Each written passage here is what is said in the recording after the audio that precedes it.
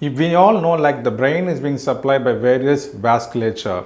So we have something called as a carotid circulation. So the carotid vessels play a major role, especially the internal carotid arteries. Carotid vessels are the major portion of the vessels that supply the neck region and of course the head region. The vertebro-basilar circulation forms an important aspect of the intracranial circulation. So we also have something called as the extracranial circulation, which has been formed by the carotid vessels. The Circle of Willis forms the most important arrangement of blood vessels that supplies the brain.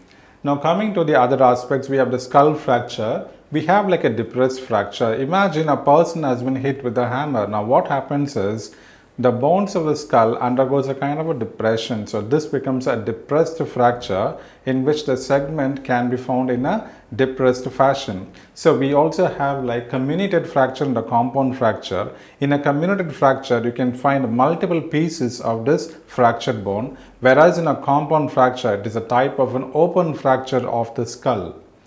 Encephalocele is a condition in which there is protrusion of the brain along with its membranes, the meninges.